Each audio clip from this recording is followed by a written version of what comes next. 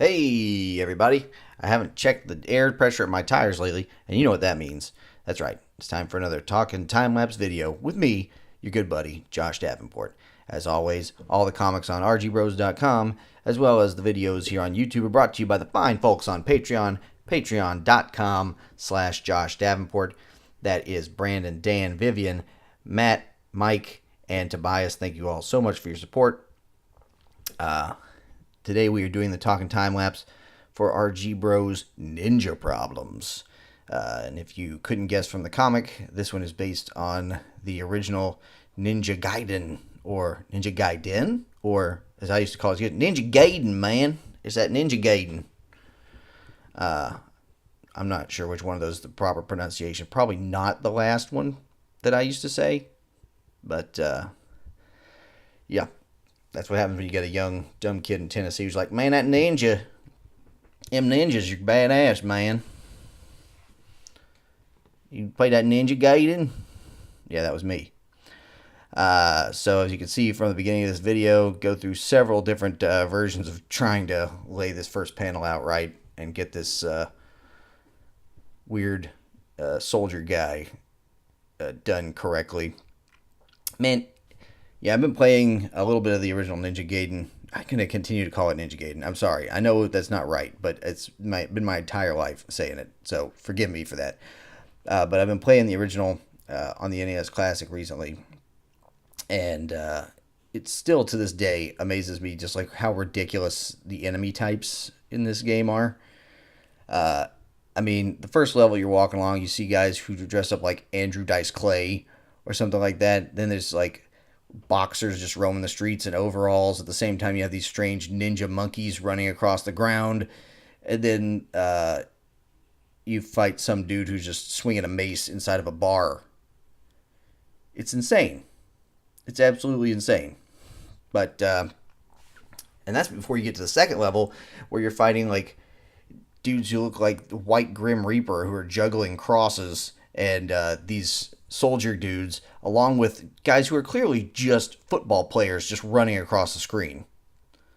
It's like they were like, what kind of enemies we can use in this game? So let's just screw it, do whatever you want. And that's what they did. It turned out to be a great game. But this is actually a comic idea I've had for a long time. I think I came up with the initial idea for this comic way back when I first started doing RGBros and just never actually made it.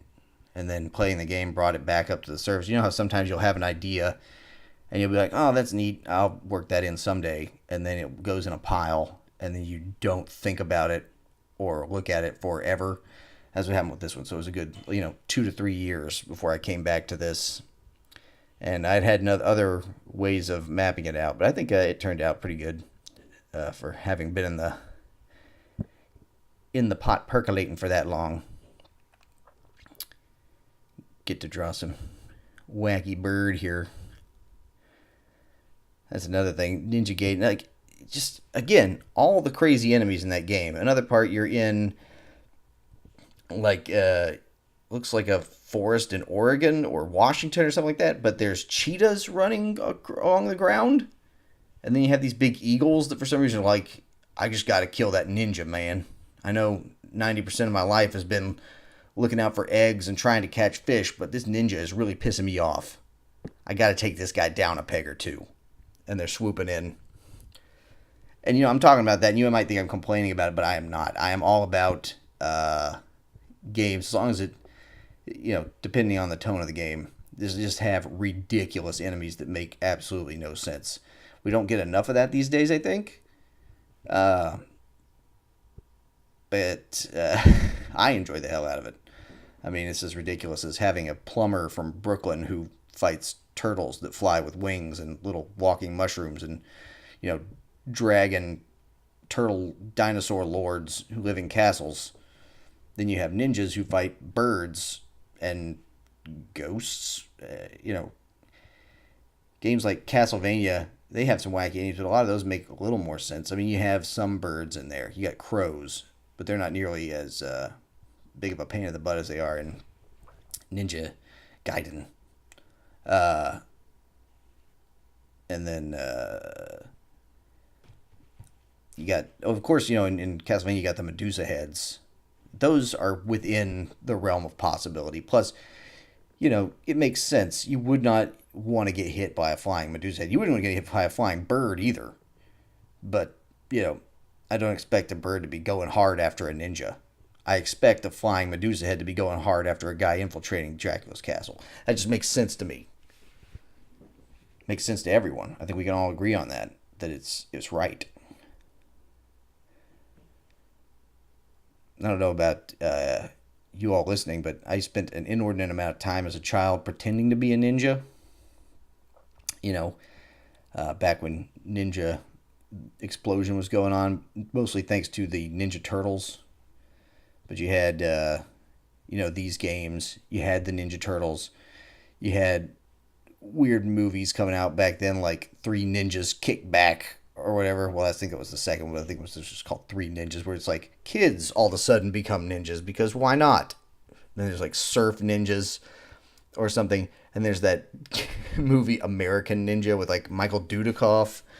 I think they made a couple of those. I could be wrong. I think there's multiples of the American Ninja movies. But back then, like, ninjas became this mythical beast or whatever. And people are like, man, I'll tell you what about ninjas, man. They're so quick. When it rains, like, ninjas can run between the raindrops, man. I tell you, it's crazy, man. Rain can't touch a ninja. Stuff like that. Just like ninjas disappear. Your ninja could be anywhere in your house. You wouldn't know it, man. You'd be like a potted plant. You're like, boom, puff of smoke, there's a ninja. He's right there next to you, scowling, judging you for taking the last slice of bread. Because that's what ninjas do, man. They just hang out. They hang out all over. They're always judging, always watching. Get this going. I never, the Ninja Gaiden games, or Gaiden games, I'm really going to mess this up. So just going forward, I'm not going to correct myself. If I say Ninja Gaiden, which I probably will again, don't expect me to say something else about it. I know it's wrong, and I'm going to say it anyway. Yeah, I played most of them. I don't think I ever beat any of the originals. Like, I know I've been pretty far into the original. I watched my older brother beat it one time, I think. I played a little bit of the second one. I don't think I've ever actually even played the third one. I'm not sure, but I don't think I have. But when the first three-dimensional Ninja Gaiden game came out on the original Xbox, I think it was on the original. Yeah, it was on the Xbox. It wasn't on the 360. Man, I tore that game up. Played it ridiculous amounts of time. Just loved it. It was like one of the first games, really, really solid for me, three-dimensional action games. It just felt like the controls were super tight and everything you were doing, like you felt like a badass playing that game. It was amazing. I tried to get into the sequels to those, and it just never really clicked the same way. I don't know what it was, but I didn't. I played the heck out of the first one, and that was it. So really, I think I've beaten one Ninja Gaiden game in my life. But it was amazing. And it was that good mix of like really challenging, but it felt fair challenging. It's the same way I feel about like Dark Souls and Bloodborne and things like that these days, where you like, it's tough and you die a bunch, but when you die, 99% of the time you're like, oh, that's on me. I understand what happened there. Sometimes you still want to kind of chuck the controller across the room, but you understand that it was a mistake that you made that caused that to happen. There you go. Make that old blue ninja costume. It's just like, these old ninja costumes look like they'd just be really, really comfortable to be in. Ninjas got to be comfortable. Comfort equals silence, apparently. That's what, voice actors will probably tell you, too. Hear a lot of them, like, they don't wear, belts with jangly buckles and all that kind of stuff. You just dress in, kind of loose clothing that's comfortable, but also doesn't make a lot of noise when you move around. Basically, what I'm saying is, voice actors are ninjas. Same thing. Like, absolutely the same. Here's this guy. Make sure. Yeah, I can't remember whether I changed the green on that costume. I think I might change it up a little bit going forward, or the background sets it off or something, because it looks a lot darker going back and looking at this.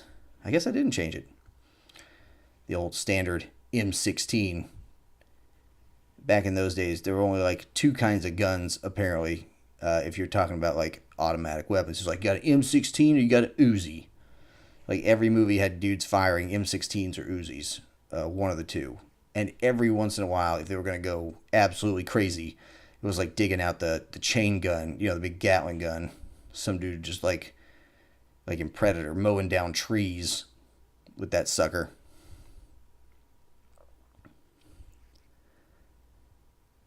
Yeah, I feel like I didn't want to get too crazy. Sometimes when I do mountains and stuff in the background, I put a lot of shading on them, make them look kind of snow cappy and stuff. This one I kind of wanted to leave it a little bit simpler. And for once, it wasn't just because I was being lazy. I just kind of felt like it looked better that way. I don't know. You be the judge. Just go ahead and judge me. You're doing it with your eyes right now anyway. Gotta fill in them shadows. Ninjas in the shadows. And speaking of which, I have regrettably seen all of those new Ninja Turtles movies, all two of them. And while they're not the worst things on earth, look, they're nowhere near as bad as like the Transformers movies that came out. They just like, I don't know. There's something about like I don't like the design of the turtles. I'm not saying anything you guys haven't heard before. Just not a big fan of those designs.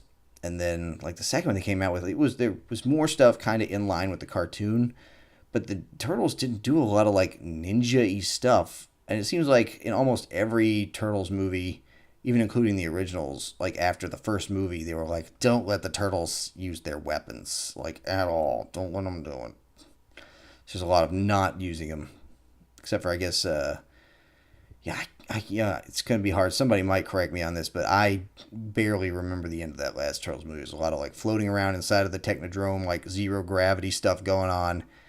I honestly can't recall any of it because like, and I'm not the first person you heard this from. I am sure.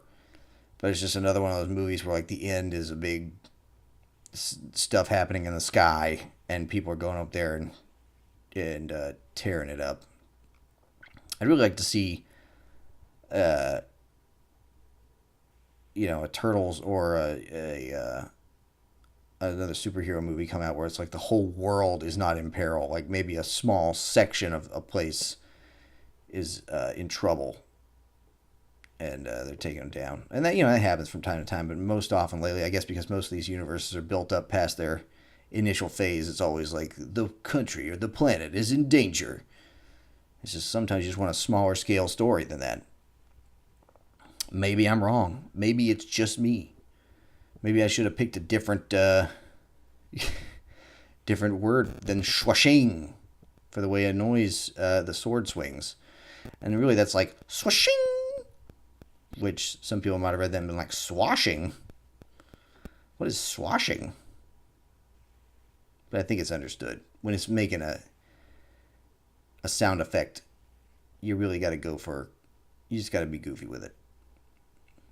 I'm all about goofy sound effects. I think recently I made a bird in one of my other comics say charp instead of chirp.